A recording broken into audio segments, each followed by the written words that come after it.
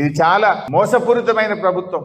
కేవలం మాటలే తప్ప చేతలు లేవు. ఎక్కడ కూడా అభివృద్ధి జాడలేదు. పేదల విషయంలో, ఇలా రైతుల విషయంలో ఈ ప్రభుత్వం వెనక్కిపోతుంది. ఈ రాష్ట్రంలో డబ్బులు లేవు అని మాట్లాడుతున్నారు. డబ్బులు లేకపోతే 20,000 కోట్లతోని హెచ్ఎండిఏలో టెండర్లు ఎట్లా పిలుస్తున్నావు? 15,000 కోట్లతోని Hyderabad metro water works HMWS లో టెండర్లు ఎట్లా పిలుస్తున్నావు? 7,000 కోట్లతోని జిహెచ్ఎంసీ లో టెండర్లు ఎట్లా పిలుస్తున్నావు? నీ భూములున్న మీ అత్తగారింటికి ఆమన్గల్ కు 5,000 కోట్ల రూపాయలతో 10 లైన్ రోడ్ ఎట్లా ఇస్తున్నావు? ఫ్యూచర్ సిటీ పేరు మీద 5,000 కోట్లతో రోడ్ వేస్తున్నావు. మా నిరుద్యోగులకు నిరుద్యోగ భృతి ఇవ్వమంటే డబ్బులు లేవంటావు. రైతు బంధు అడిగితే డబ్బులు లేవంటావు. ఉద్యోగులు మా డిఏలు ఇవ్వండి, మా పిఆర్సీ ఇవ్వండి, రిటైర్డ్ ఉద్యోగులకు ఇవ్వమంటే డబ్బులు లేవంటావు. అంటే నీకు ఇష్టం ఉన్న వాళ్ళకి మాత్రం డబ్బులు వస్తున్నాయి. రైతులు అడిగితే, పేదలు అడిగితే, మహిళలు అడిగితే వాళ్ళకు మాత్రం డబ్బులు లేవని ఇలా ముఖం చాటేస్తున్నావు. ప్రజలు గమనిస్తున్నారు.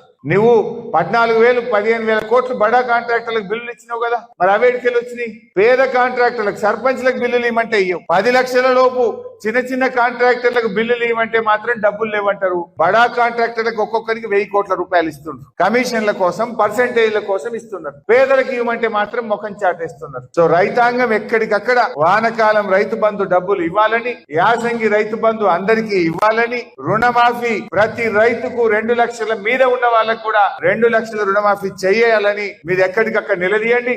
ఈ ప్రభుత్వాన్ని బీఆర్ఎస్ ఇడిచిపెట్టరు. సంపూర్ణ రుణమాఫీ అయ్యేదాకా కాంగ్రెస్ పార్టీ వెంట పడుతూనే ఉంటాం, ప్రశ్నిస్తూనే ఉంటాం. రైతుల పక్షాన ఈ కాంగ్రెస్ ను నిలదీస్తూనే ఉంటాం.